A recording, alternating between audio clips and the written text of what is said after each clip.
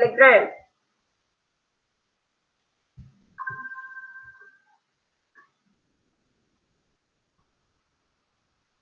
Empat. Ada tak? Empat. Empat I.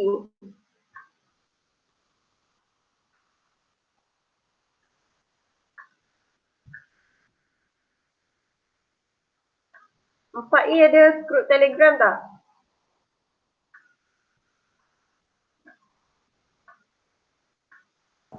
Grup Telegram Mat tak ada cikgu? Tak ada. Tak ada. Perniagaan je. Okey, okay, tak apa. Perniagaan je. Okay, lepas habis kelas ni, semua nota latihan kamu buat. Lepas tu, kamu ada nombor WhatsApp saya kan? So, kamu send juga dekat Telegram. Setiap orang hantar dekat Telegram. Tak payah dalam grup lah. Maksudnya kamu send personal. Semua orang send personal, ambil gambar nota kamu, send dekat saya di Telegram. Okay? Tak payah buat grup pun tak apa. Okay, so hari ni yang kita nak start belajar adalah tentang hujah. Okay, so yang ni apa yang saya tulis, saya tunjuk dekat kamu ni mesti ada dalam buku nota kamu lah. Okay, saya dah pemudahkan untuk kamu. Ambil yang penting-penting saja. Okay, so ni tajuk kita adalah 3.2 hujah. Okay, so first kali kena tahu apakah maksud hujah. Okay, so hujah adalah proses membuat kesimpulan berdasarkan pernyataan. Okay. Lepas tu next thing adalah kamu kena tahu terdapat dua jenis hujah. Iaitu hujah didaktif dan hujah induktif. Okay, apa itu hujah didaktif? Hujah didaktif ialah proses kesimpulan khusus, spesifik. Dia bahasa Inggeris spesifik lah.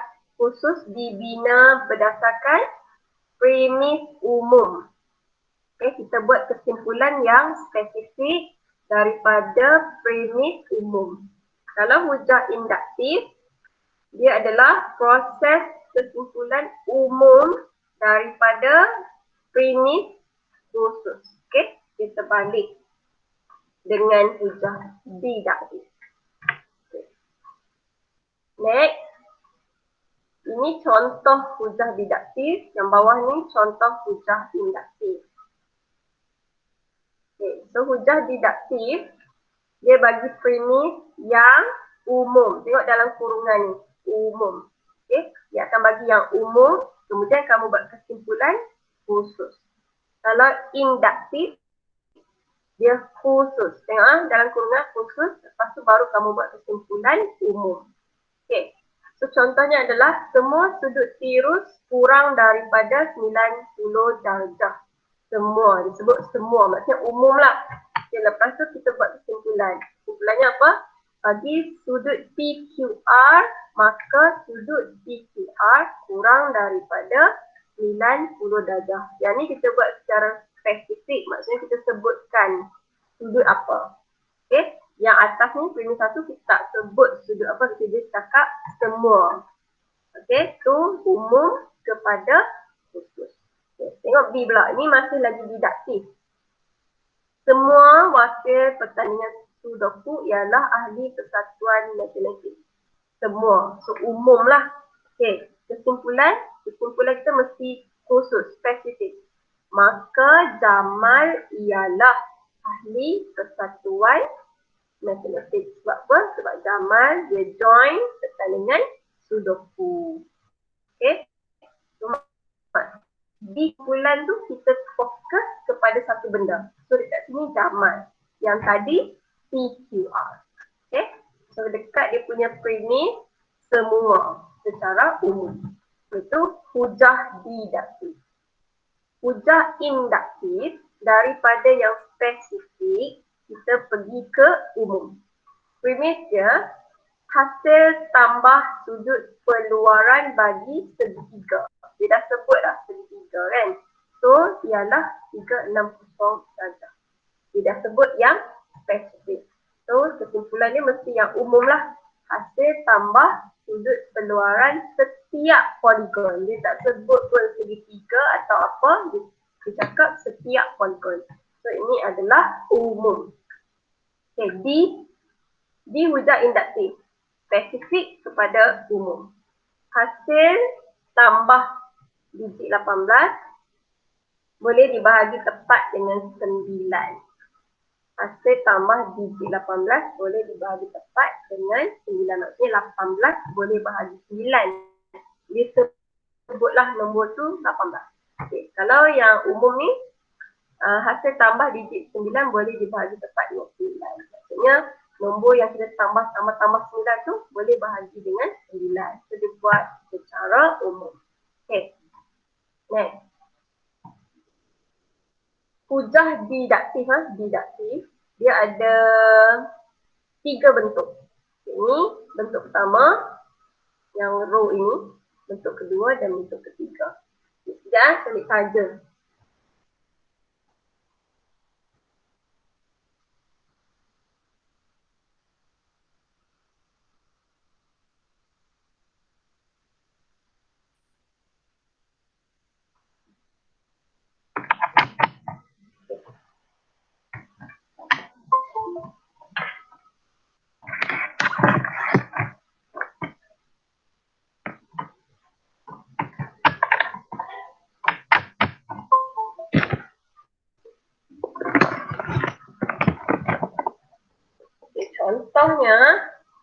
Contoh untuk bentuk satu. Bentuk satu yang ni. Bentuk satu.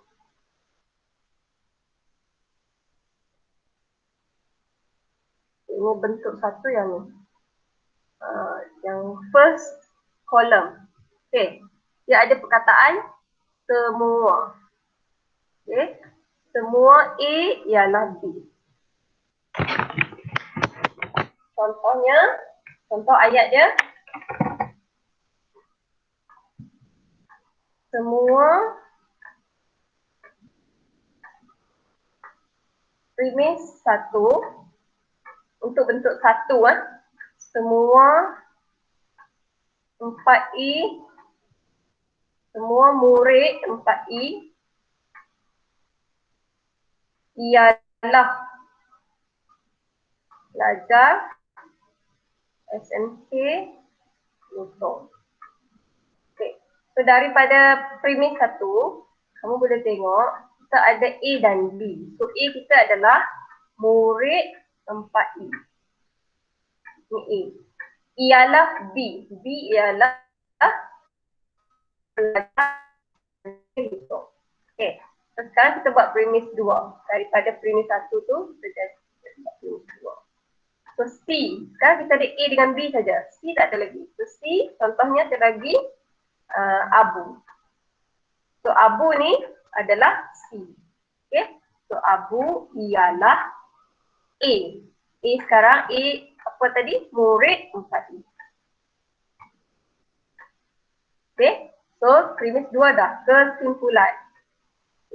C. C kita tadi abu. So abu ialah B. B tadi adalah pelajar SMK. Okay. Terus sekarang kita ada semua murid 4I ialah pelajar SMK Lutong. So abu ialah murid 4I. Jadi abu ialah pelajar SMK Lutong. So dalam bentuk satu ni kita ada A, B dan C. So A kita adalah murid 4I. So abu ialah C ya. Pelajar SMK Lutong adalah B. So, abu C. C ialah A, maka C ialah B. Okay, ni untuk bentuk satu. Okay. Dia mesti ini betul, so dia akan ikut untuk premis satu. Untuk bentuk 2, untuk 2 kolom ini. Dia tak ada semua, tapi dia ada jika dengan maka. Okay. Untuk bentuk 2, contohnya adalah premis 1 kita, jika apa, maka apa. Okay. So yang depan ni adalah P, yang belakang ni Q. Contohnya, jika apa? jika berumah di tepi laut, maka akan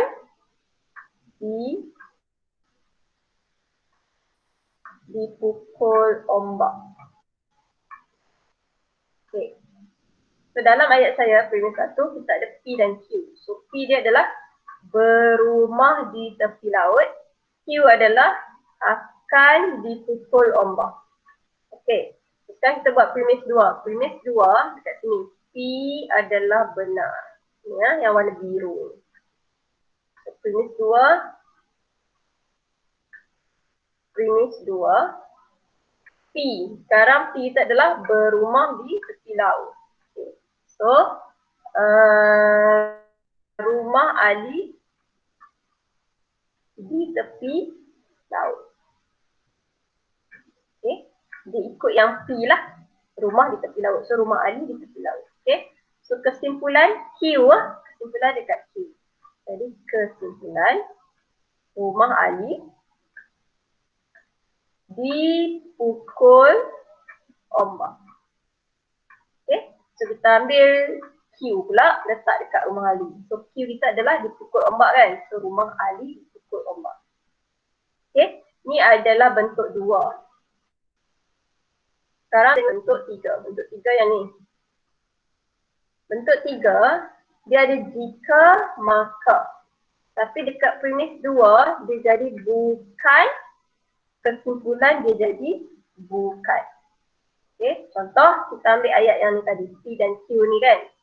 So, P kita. P1. Jika berumah di tepi laut, maka akan dipukul ombak. Okay, itu untuk premis 1. Sekarang buat premis 2 yang ada bukan. Premis 2 ada bukan. Rumah Ali bukan di tepi laut. Kesimpulan kita apa? Siapa boleh jawab? Apa kesimpulan kat sini? Pernah jawab? Ada idea tak? Rumah Ali bukan di tepi laut. Jadi apa kesimpulannya? Adakah rumah Ali akan dipukul ombak? Ya ke tidak? Apa jawapan kamu? Rumah Ali bukan di tepi laut. Boleh dengar tak ni? Semua ada? Tidak. Okey, jawapan kamu? Tidak, tidak, tidak. Apa yang tidak tu? Macam mana ayat penuh kamu? Ayat kamu. Rumah Ali bukan di tepi laut. Jadi, ayat penuh itu apa? Dia mesti dalam ayat. Dia tak boleh tulis tidak saja sini. Rumah Ali bukan di tepi laut. Cuba buka suara. Tak sempat nak tengok kamu punya tu. Maka tidak dipukul ombak. Apa? Maka tidak dipukul ombak. Apa yang tidak dipukul ombak? Maka rumah Ali tidak dipukul ombak. Tidak akan dipukul ombak. Betul. Tapi tak perlu letak maka, okey? So, kita punya kesimpulan adalah rumah Ali tidak dipukul ombak. Rumah Ali tidak dipukul ombak. Okey, maksudnya kalau kat sini rumah Ali bukan, maksudnya kita jadikan dia salah, kita buat dia negatif kan. So, ayat yang terakhir pun akan jadi tidak lah. Dia akan jadi negatif. Okey, kalau yang bentuk 2 tadi, yang hijau ni, kita tak letak tidak, kita tak letak bukan. Yang ni positif, positif. Kita ikut saja yang hijau tu. Ni ayat ni kan. Premis 1. Tapi untuk bentuk 3, kita tidak ikut premis 1. Okey, kita menafikan. Okey, kita letak perkataan yang menafikan. So dekat sini kita letak bukan, boleh juga letak tidak. Okay, tapi mesti ayat penuh lah. Alright. So yang tu adalah bentuk-bentuk hujah didaksi. Kamu kena kenal semua ni. Alright. Dan cara nak tulis premis 2 kamu kena tahu. Cara untuk tulis kesimpulan kena tahu. Okay. Bentuk dia, beza dia kat mana? Tengok premis 1. Beza dia. Bentuk 1 ada perkataan semua. Bentuk 2 ada jika maka. Bentuk 3 ada jika maka. Okay. Tapi 2 dan 3 bezanya apa? Dekat bentuk 3 ni kita letak perkataan penafian. Penafian tu bukan, tidak, macam. Okay. Tapi bentuk 2 tak ada. Right. Yang ni kena tahu. Okay. Cara untuk tulis premis 1, premis 2 dengan kesimpulan. Alright. Seterusnya kita pergi kat sini. Bagaimanakah anda menentukan, spesifikasikan kesahan? Sah ataupun taklah suatu hujah didaksi. Okay, kalau dia sah, adakah dia munasabah? Okay, ni next thing.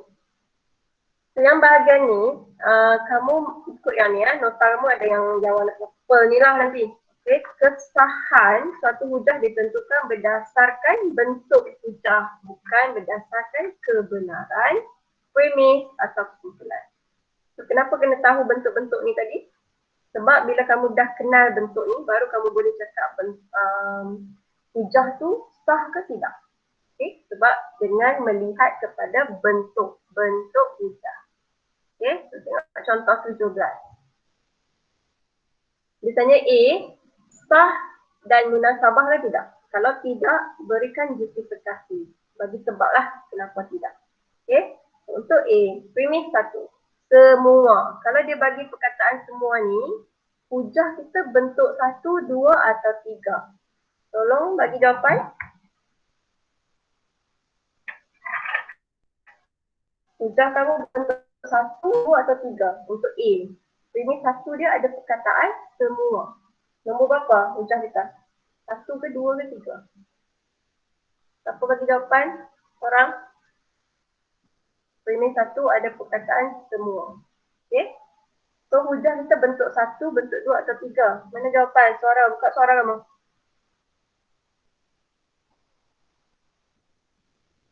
Nampak elok? Mana suara kamu? Kan tadi kita belajar ni ada 3 bentuk kan? Ingat dah. Hujah ada 3 bentuk hujah didaksi. Bentuk 1, bentuk 2, bentuk 3. So, sekarang soalan bawah ni bentuk 1 ke bentuk 2 ke bentuk 3? Bentuk 1 dia. Kenapa? Kenapa 1? Kerana ada perkataan semua. Yes, kerana ada perkataan semua. Kalau perkataan semua tu bentuk 1. Okay. So bentuk 1 kamu kena tahulah kalau kita semua A ialah B.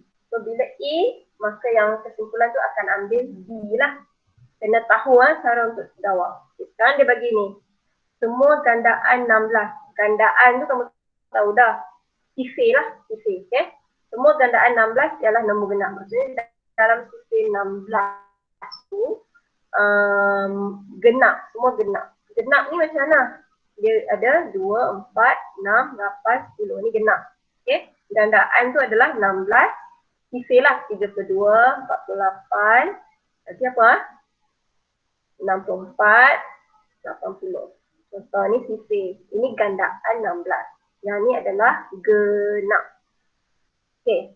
Jadi dekat semua gandaan 16 ialah nombor genap. Premis 2, 64 ialah gandaan 16. Ada tak dalam ni? 64. Ada kan? Ni 64 ialah gandaan 16. So, kesimpulannya apa? 64 ialah nombor genap. So, tadi dia cakap kalau nombor tu ada dalam sifir 16, dia akan genap. So, betul lah. 64 ada dalam sifir 16. Dia ada dalam sifir 16, maksudnya 64 adalah nombor genap. 64 memang genap tu kan? Okay? Genap. Okay. Kenapa kita cakap dia genap? Sebab dia boleh bahagi dengan 2. Alright. So, kesahan dia bentuk ni, bentuk A ni, soalan A ni kan dia bentuk 1 kan? Bentuk 1. So So bentuk satu adalah bila semua A, ni A, ialah B. B. Okey. So sekarang dia cakap C. Ini 64 ni C. C ialah gandaan 16. Gandaan 16 ni adalah A. Okey. So 64 C. C ialah nombor genap. Nombor genap B. Kan sama ni B kan. Terus bentuk ni, soalan A ni, dia mematuhi hujah bentuk satu. Yang kamu cakap tadi, dia bentuk satu. So, bila dia betul, dia mematuhi bentuk satu, baru kita cakap dia sah dan munasabah. Munasabah sebab apa? Sebab memang 64 bahagi 2. Memang nombor genap. Sah sebab dia mengikut bentuk satu. Okey? Kita pergi ke B pula, soalan B. Soalan B yang ni. Okay. Premis satu, semua. Okay. Sekarang kita ada bentuk satu lagi. Semua bola keranjang berbentuk sfera. Semua bola keranjang berbentuk sfera. Bulat lah kan? Sekarang dia cakap premis 2. Bumi berbentuk sfera. Tiba-tiba dia cakap pasal bumi pula. Ini bumi. Kesimpulan, bumi ialah bola keranjang. Betul ke? Memanglah salah. Bumi bukan bola keranjang, bumi lah. So sekarang kamu tengok, yang saya letakkan ni, soalan B, dia tidak mematuhi bentuk satu. Salah kan? Dia punya ayat tu salah. Okay? So, bila dia tak mematuhi bentuk hujah kamu tu, kamu tahu bentuk satu macam mana. So, bila dia tak ikut bentuk satu, kita cakap dia tidak sah. Tidak sah. Sebab dia tak ikut. Dia tak ikut bentuk hujah kamu. So, dia tidak sah kerana tidak mematuhi bentuk hujah didaktif yang sah. Okay. Tidak munasabah. Kenapa pula tidak munasabah? Tengok kesimpulannya. Kesimpulannya bumi ialah bola keranjang. So memang kesimpulannya adalah palsu. Jadi tidak munasabah. Okey, tidak sah dan tidak munasabah. Okay. Next. C. Premis 1. Jika maka. Kita ada jika dan maka. Jika dan maka ni bentuk 2 atau 3 lah. Okey? Sebab 2 dan 3 ada jika. Sekarang tengok. Dia ikut 2 ke 3. Jika W, ni simbol ni adalah W kurang daripada 9. Maka W kurang daripada 19. Lepas tu nombor itu W lah. Lepas tu nombor itu kurang dari 9. Jadi nombor tersebut juga akan kurang dari 19. Ini adalah premis 1. Premis 2 diberi 4 kurang dari 9.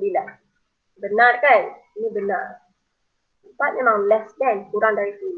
Kesimpulan 4 kurang dari 19. Betul kan? Benar. So ni C dia ikut bentuk 2 ke 3. Jika dan maka. Dia bentuk 2 ke 3. Yang ni. Dia tak ada perkataan semua. Jadi sama ada 2 atau 3. Sekarang kamu rasa dia bentuk 2 ke 3?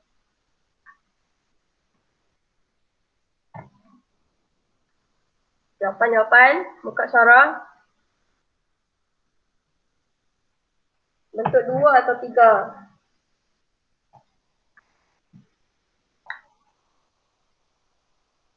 Mana Empat Elok ni? Tidur ke? Siapa-siapa jawab? Warna biru ni bentuk 2 atau 3?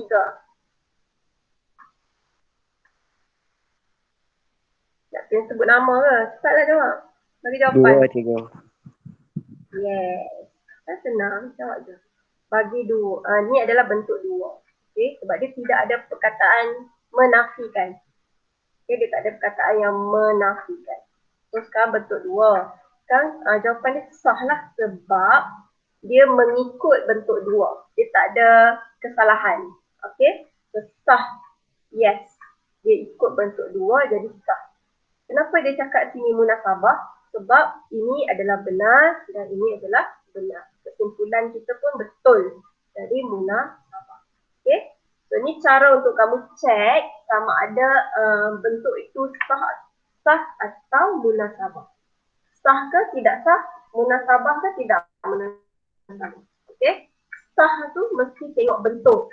Munasabah tu tengok kesimpulan. Macam tadi kan, bumi ialah bola keranjang. Salah lah kan? Bila kesimpulan dia salah, tidak munasabah. Kalau dia tidak ikut bentuk 1, 2, 3, kita cakap dia tidak sah. Alright. Sekarang, macam mana kita nak buat dia? Bagaimanakah anda membentuk? Kita nak buat hujah tu jadi sah. Okay? Senang je. Dia akan bagi A, dia bagi ayat. Kamu yang mengasingkan ayat tu kepada premis. Okay? Tengok A.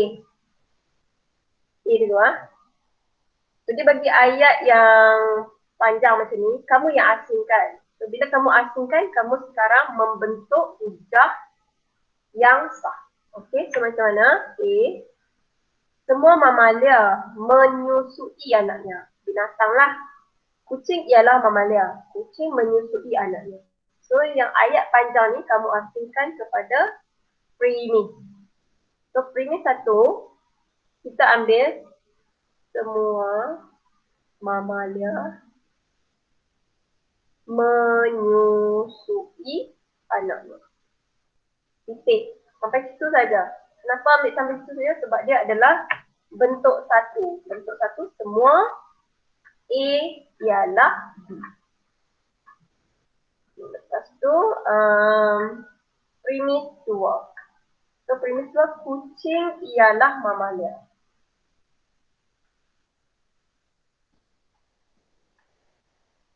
Okay. So kesimpulan kita adalah kucing ialah mamalia. Okay. So kucing dia bagi anak dia susu lah. Menyusui anaknya. Ini cara untuk buat hujah didaktif yang sah. Kita yang asingkan. Okay, asingkan. B pula. Tengok B ya. B ada jika, ada maka. Okay. So, macam mana nak buat? B, premis 1. Premis 1 ambil semua ayat tu. Okay. Jika X lebih besar daripada 0, maka X bernilai positif. Okay, ingat dia ada jika dengan maka. So, premis 2, kita ambil 6 lebih besar daripada 0. 6 lebih besar daripada 0. Titik. So, kesimpulan, jika X lebih besar dari 0, maka X positif. 6. X sekarang adalah 6 lah. 6 lebih besar dari 0. Jadi, X bernilai positif, maksudnya 6 bernilai positif.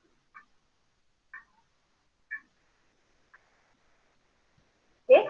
So, senang saja. Maksudnya kita asingkan kepada premis 1, premis 2 kesimpulan. Tapi kita tahulah yang mana nak letak premis 1, premis 2 kesimpulan. Okay. So, ni untuk membentuk hujah didaktif yang sah. Next. Dia akan bagi soalan. Dia letak tempat kosong. Kamu yang buat kesimpulan. Okay. So, ni tulis kesimpulan. Kamu tengok. Ayat dia, premis 1, premis 2 kesimpulan. So, premis 1. Semua. Dia ingat kalau ada perkataan semua bentuk 1. Semua nombor bulat ialah nombor nyata. 38 ialah nombor bulat. Jadi kesimpulannya apa? Saya panggil nama, jawab bagi jawapan. Xavier. Xavier bagi jawapan, buka suara kamu ni. Jawapan yang A.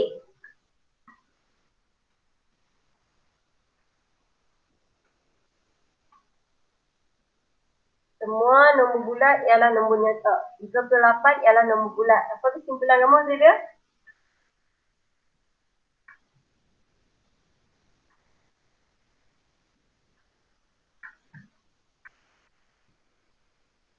Xavier, boleh buka suara.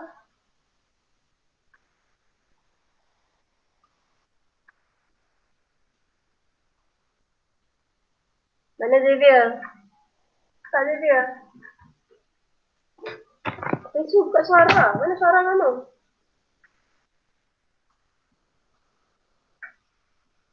Tak ada suara. Maka nombor 13 ialah nyata. Ya ke? Mana ada nombor 13? 38. 38. Tak payah markah. Kesimpulan tak payah markah. 38 ialah nombor nyata. So tadi kalau ikut jawapan Xavier, dia bagi 13 ialah apa Xavier? 13. Maka nombor 13 ialah nyata. Maka nombor 13 ialah nyata. Okay. Secara jawab salah. Okey. Ni. Maka tak perlu. Nombor tak perlu. Ialah nyata. Patutnya kat sini kamu letak nombor. Okey. Nanti exam, kamu kena tulis ayat tau. So, apa jawapan yang kamu tulis tu? Macam ni lah. Contoh kamu jawab macam dia ni kan. Contohlah kita belajar dari kelas 8. Kalau kamu tulis macam ni, salahlah jawapan kamu. Okey? Sebab kamu ambil tidak ikut bentuk satu. Bentuk satu kan, C ialah B. Ini bentuk dia kan. So, C sekarang kita adalah 38. Tak ada nombor 38, tak ada. Okey, so C kamu 38 saja. Ialah B. B kita nombor nyata. So B nombor nyata. Mesti ikut bentuk satu. Okey. Nanti nak tulis jawapan exam macam ni. Kita tengok B. B ada perkataan jika dan maka. Jika, maka. Okay. So ni antara bentuk 2 atau 3 lah. Kalau ada jika dan maka ni. Okay. Cuma sekarang tak tahu 2 ke 3. Tengok sama ada dia ada penafian ke tidak. Okay. Sekarang kita punya A. Jika A ni ayat ni semua A.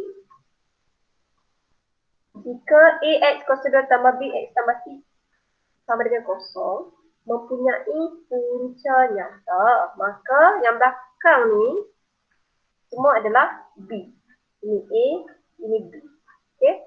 Sekarang premis 2 dia tulis tak sama macam A, dia tulis 2X kuasa 2 tambah PX tolak 2 sama dengan kosong, mempunyai punca nyata. Sekarang kat sini dia follow A. So kesimpulan kamu mesti ada B. Macam mana nak jawab B? A ni, AX kuasa 2, A kan, depan ni A. So maksudnya 2 ni, A lah. A yang kecil tu, 2. B dekat sini B ni adalah P. So B adalah P. C dekat belakang ni adalah negatif 2. C adalah negatif 2. So kesimpulan, maka B kuasa 2 tolak 4AC lebih besar dari kosong. So B kita adalah P. Jadi kesimpulan P kuasa 2, B kan P. So B dekat sini, B ni ganti dengan P. Okay, tolak 4A. Dalam ni ada A. So A kita ambil 2, C negatif 2. Lebih besar dari kosong. So, ini cara untuk jawab kesimpulan.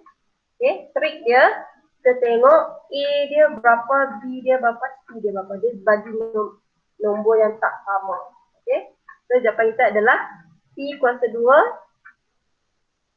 tambah 16 lebih besar dari kosong. Okay, yang ni follow A dia betul-betul. Jawapan akhir yang ni P kuasa 2 tambah 16 lebih besar dari kosong. Okay, next. Next.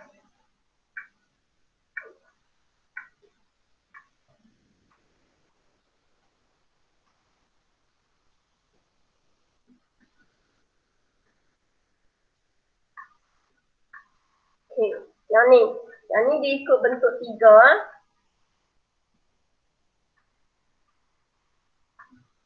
Ada jika, ada masa. Okay, tapi kenapa saya cakap dia ikut bentuk 3? Sebab dekat dalam soalan ni, bahagian A ni tak ada pun simbol yang macam ni. Okay, semua sama dengan ni, sama dengan yang ni pun sama dengan. So, dia bentuk 3 lah sebab dia menafikan.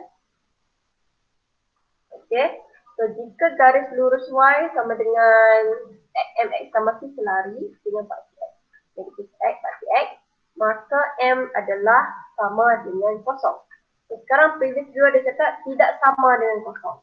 So, jawapan kita, adakah dia selari?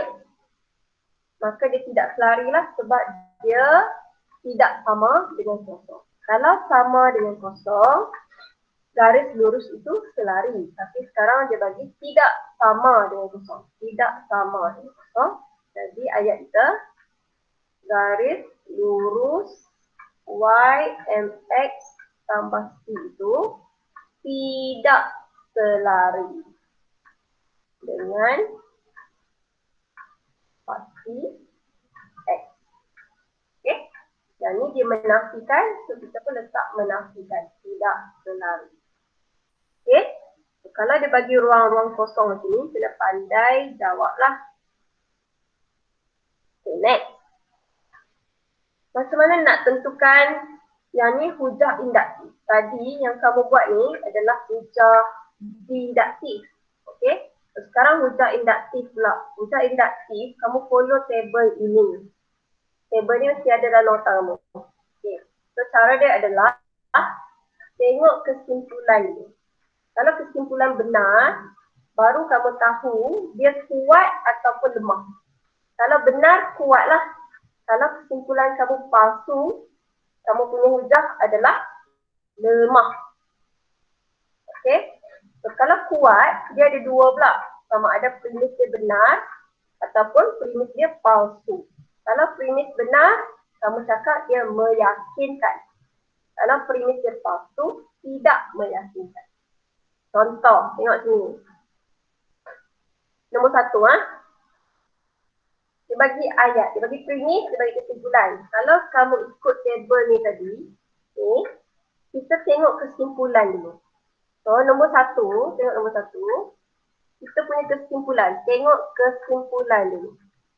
Semua perabot diperbuat daripada kayu. Perabot. Dekat rumah kamu tu, semua kayu ke tidak? Perabot. Semua kayu ke tidak? Okey, bagi jawapan. Dekat chat pun boleh. Saya tengok dekat chat. Perabot rumah kamu. Semua tengok sekarang. Semua kayu ataupun tidak? Dekat dapur. Semua kayu? Kerusi? Kayu tak? Kerusi yang kamu duduk sekarang, kayu tak? Adakah dalam rumah kamu tu semua kayu? Katil kamu kayu? Tidak kan? Ada katil besi, ada kerusi plastik juga dekat rumah. So, bukan semua kayu. Jadi, sekarang, okay, thank you yang bagi jawapan, terima kasih. So, sekarang, kamu tengok sini. Hujah kita ni, kita nak ikut kiri ke kanan? Benar ke palsu? Kesimpulan kita ni, tidak benar lah. Maksudnya dia palsu. So, bila dia palsu, sebab apa palsu? Sebab dia cakap semua. Tapi bukan semua pun. tong sampah kamu bukan kayu kan, plastik tong sampah. Okey, so bila dia cakap semua, salah lah, jadi palsu. So, kita pergi ke sebelah sini lah, kesimpulan kita palsu. Bila kesimpulan palsu, apa kita cakap? Hujah itu adalah lemah dan tidak meyakinkan. Simple saja. Okey, nak jawab soalan ni, tengok kesimpulan dulu. Kalau kesimpulan palsu, jawapan semua adalah hujah ini lemah dan tidak meyakinkan. Itu cara untuk tentukan. Okay? Tentukan sama ada kuat atau lemah, meyakinkan atau tidak. So ini lemah lah. Sebab apa? Dia punya kesimpulan palsu. Okey? Tengok yang nombor 4 dia. Ini pula. Cara dia apa? Tengok kesimpulan dulu. Okey. Kesimpulan kita apa? Hasil darab gandaan 2 dan 5. Maksudnya gandaan 2 tu kamu darab dengan 5.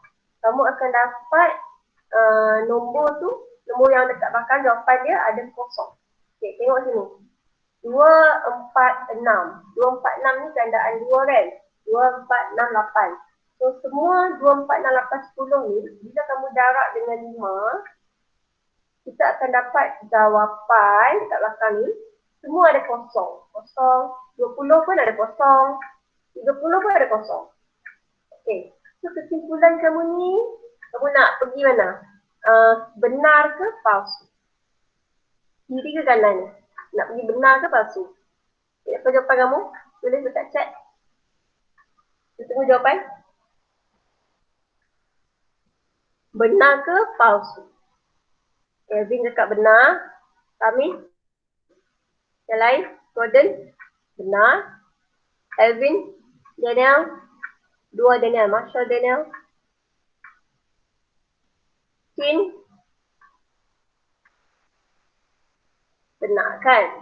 Okay. Sebab apa? Kalau kamu tengok ni, memang betul tu semua jawapannya ada kosong. Okay. So kita pergilah sebelah kiri ni benar. Okay. Di sebelah kiri ni benar. So adakah dia kuat? Kuatlah sebab kesimpulan kamu adalah benar. Okay. Sekarang kamu tengok, kita nak yakin ke tak yakin? Cara untuk nak check yakin ke tak yakin, kita tengok premis. Betul tak ni? 2 darab 5, 10. Betul. 4 darab 5, 20. Betul.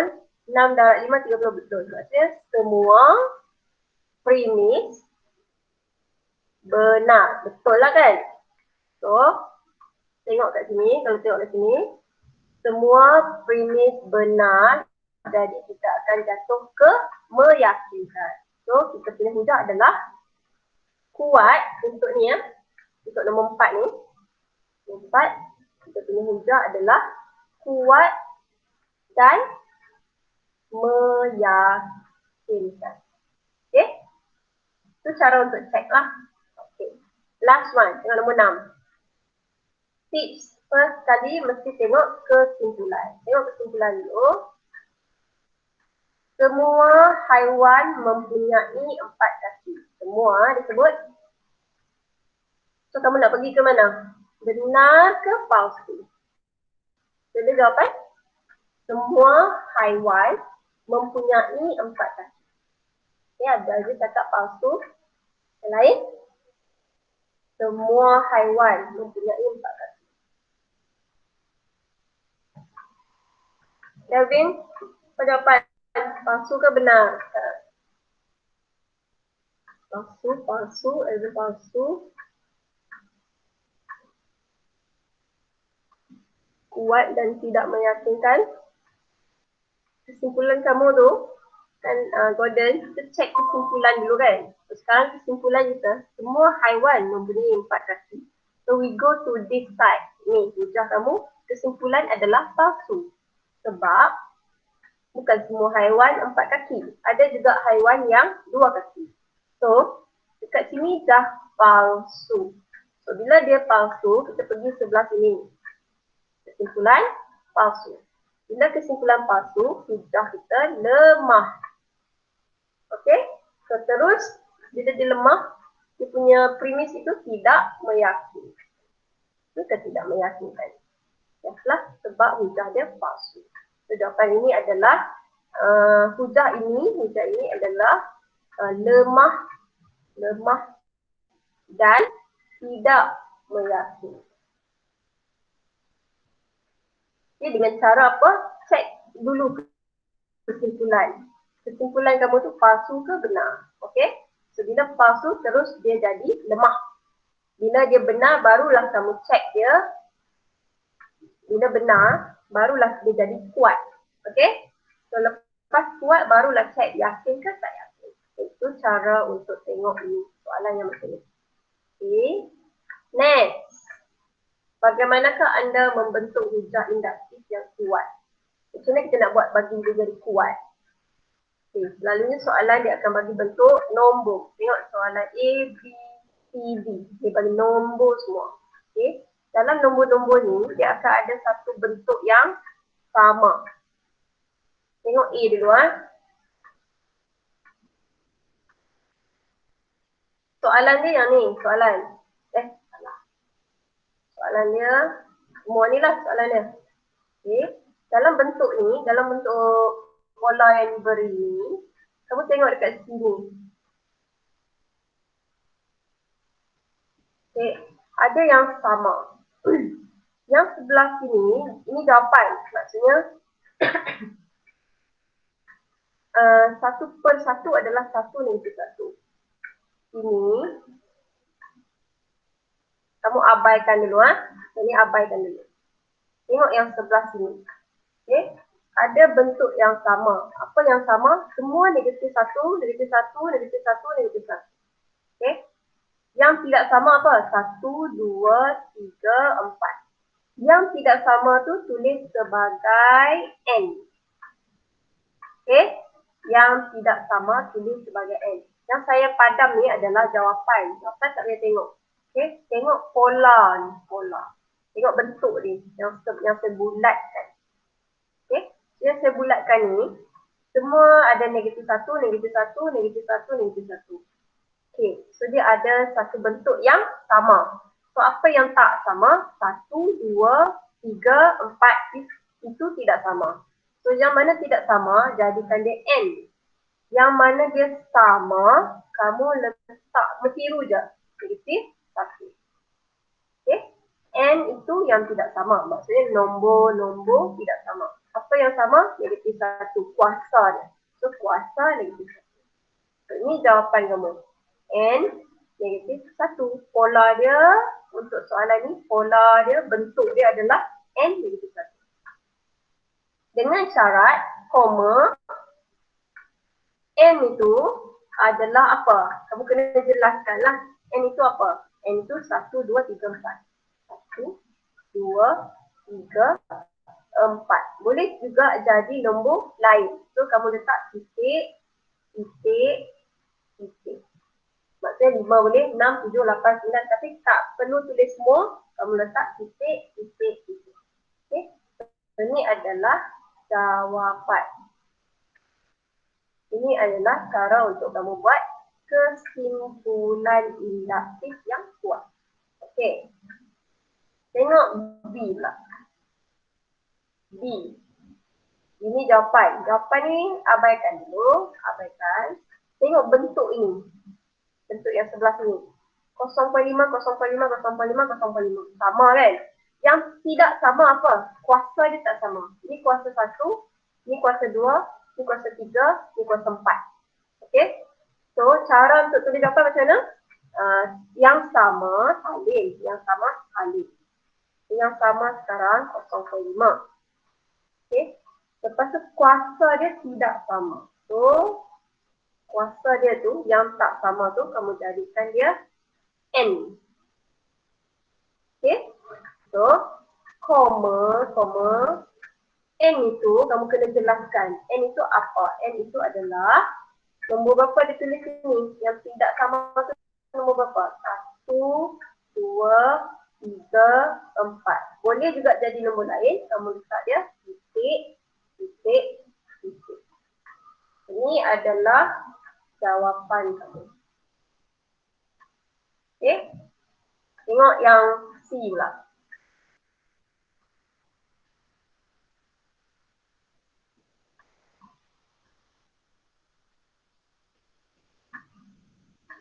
C.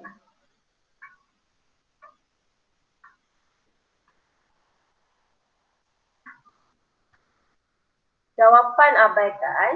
Ini jawapan abaikan. Jadi sama dengan jawapan. Okay. Sekarang tengok sebelah sini. 2 kurungan tambah 1. 2 kurungan 1 tambah 1. 2 kurungan 2 tambah 1. 2 kurungan 3 tambah 1. So ada bentuk yang sama, ada yang tidak sama. Yang sama salin kan. Yang sama salin. So, semua ada 2 kan. So 2. Semua ada kurungan. Tambah. Semua tambah. Semua satu. Contoh. Okay. So yang tidak sama tu apa? Yang dalam kurungan tu. 0, 1, 2, 3. Tidak sama. Yang tidak sama jadikan dia N. Okay. Tapi kena tulis sebelah sini. Koma. N itu apa? So sekarang tengok dalam kurungan kamu. N itu mula dengan 0. Jadi 0, 1, 2, 3, titik. Okay, ni cara tulis jawapan. Okay, sekian untuk C. Untuk D pula. D, tengok. Jawapan ni, jangan tengok. Jawapan tak perlu tengok. Okay, so tengok ni, bentuk dia. Yang sama, 3. Semua 3. Kurungan. Semua kurungan. Dekat kurungan tu ada kuasa. Semua kuasa 2. Semua sama kan? Salin je lah. Semua tolak. Belakang. Semua 3. Okay? Ini yang sama. Yang sama salin. Yang tidak sama dalam kurungan. So, dalam kurungan tidak sama, letak dia N. Okay? Tapi kena bagi tahu balik koma. N itu apa? So, tengok nombor 1, 2, 3, 4. 1, 2, 3, 4, titik. Kenapa kena titik? Sebab nombor 5 pun boleh, 6, 7, 8, 9, 10 semua pun boleh. Tapi tak perlu tulis. Buat titik. So, ini jawapan kamu. Okay? Ini adalah cara untuk tengok buat kesimpulan induktif. Okay? Maksudnya induktif, kenapa induktif? Dia daripada yang khusus, kita buat kesimpulan yang umum. Kita letak dia sebagai N. Okay? Selesai. Last one. Okay, last one. Bagaimanakah anda menyelesaikan masalah yang melibatkan, ini untuk tajuk ni lah, maksudnya nak selesaikan masalah. Okay, saya terangkan contoh 24, nanti dalam nota kamu pun ada yang ni juga. Soalan dia ada B, A dan B. Jadi bagi situasi dia kedai apa ni? Kedai kilang menghasilkan kereta mainan. So, kat sini gambar-gambar kereta mainan yang kilang tu buat. Kilang tu adalah kilang toy. Okay? Kilang toy. Ni ya. Kilang toy. Menghasilkan kereta mainan. Okay? Ini contoh dia lah barang yang dihasilkan. Dia bagi satu jadual. Maksudnya dalam pukul 8, kilang tu, pukul 8 dia dah siap 270 mainan. Pukul 9, dia dah siap 520. Pukul 10, 770. Pukul 11, ada 1020. Okay, ini hilang kan? So, dia buat barang tu. Tapi semakin lama, semakin banyaklah satu hari kan. Dalam satu hari, ini hasil dia. Okay. So, soalan A, dia minta kamu buat satu rumus yang umum bagi bilangan kereta mainan yang dihasilkan berdasarkan jadual. Okay, tengok jadual ni macam mana kita nak buat satu formula lah, rumus. Okay, so daripada formula kita dapati 270 ni adalah 250 tambah berapa untuk dapat 270? 250 tambah 20 kan? Okay. 270 tambah 20. Okey. Sebab 250 tambah 20 akan dapat 270. Okey. 520 ni pula adalah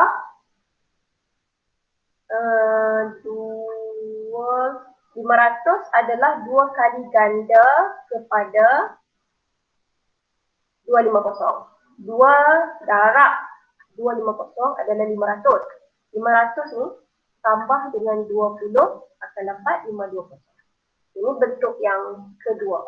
Nombor yang kedua, ini bentuknya. Okey. Yang ketiga, guna warna biru. Yang ketiga ni, 3 darab 250, kamu akan dapat berapa? 750. Okey. 750 tambah 20, kamu akan dapat 770. Okey. So kamu rasa yang keempat ni macam mana nak tulis? Kami 250 tambah 20 dapat 270. Yang ni 250 tambah 20 dapat ni. Yang sini 3 pula. Ni 2, 3. Yang last ni kamu rasa berapa?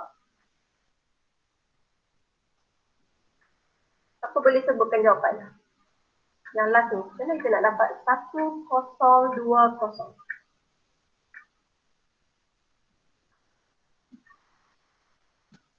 Kalau kamu tengok pattern ni, 2, 3. So, yang ni mesti 4.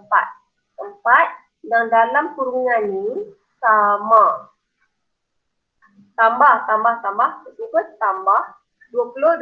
So, sini pun 20. Okay. So, sekarang kamu nampak ni ada pattern dia kan. So, pattern ini kamu dapat tulis satu rumus. Okay. So, jawapan untuk A adalah yang awal ni, satu lah ni. Satu berarti. Okay. So, cara untuk tulis macam tadi kita buat. Kalau tidak sama, letak dia N. Okay. 1, 2, 3, 4 ni tak sama N. Kurungan, semua kurungan.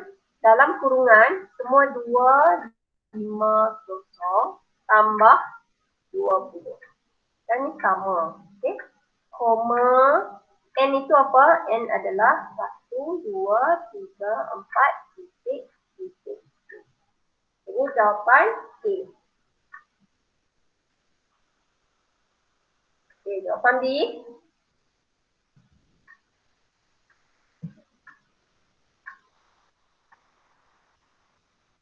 Berapakah kereta mainan dapat dihasilkan oleh kilang toy pada satu hari? Okay, kalau satu hari dia buka kilang tu dari 7 pagi hingga 10 malam. Kalau satu hari berapa jam? Sekarang kamu tengok, 1 jam dia dapat, setiap 1 jam ni kan dia dapat formula ini. Okay, so kalau 7 pagi hingga 10 malam, 7 pagi sampai 10 malam, ini ada 15 jam. Okay. So, untuk mendapatkan jawapan yang pertama ni, kamu gantikan N-nya sebagai 15. So, N kita adalah 15. Jadi, 15 kurungan 250 tambah 20. Okay, ikut formula ni. N gantikan dengan 15. So, kamu akan dapat jawapan 3770. Untuk jawapan yang pertama. Okay, gantikan N sebagai 15 sebab 15 jam. Daripada 7 pagi sampai 10 malam. So, berapa banyak kereta mainan yang dapat dihasilkan? 3,770. Okay.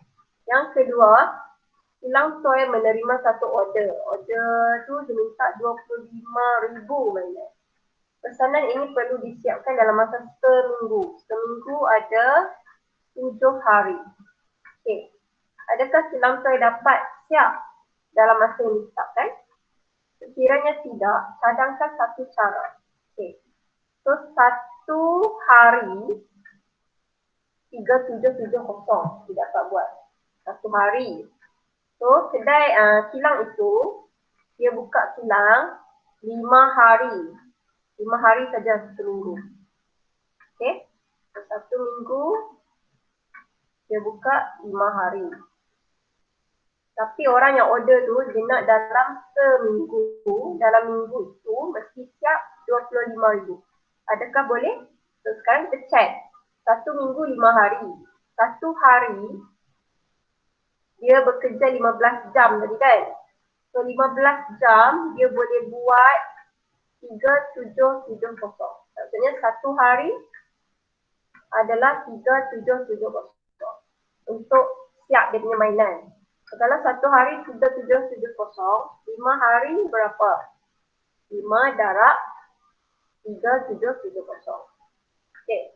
So 5 hari kita akan dapat 18,850. 5 hari 18,850. So kilang ni bekerja 5 hari saja. So 1 minggu, dalam minggu itulah, dalam minggu tu dia cuma boleh siap 18,850. Tapi order minta 25,000. Adakah boleh siap? Tidaklah jawapan kamu. Sekiranya tidak, so tidak siap. Kilang toy tidak dapat menyerahkan jumlah yang diminta dalam seminggu. Sebab dalam seminggu dia cuma dapat 18,850. So soalan dia tanya, cadangkan satu cara untuk bagi boleh siap order ni. So cara dia adalah dengan menambahkan, selalu kan kilang ni buka dari 7 pagi sampai 7 malam saja. So salah satu caranya adalah dengan menambahkan masa kilang beroperasi.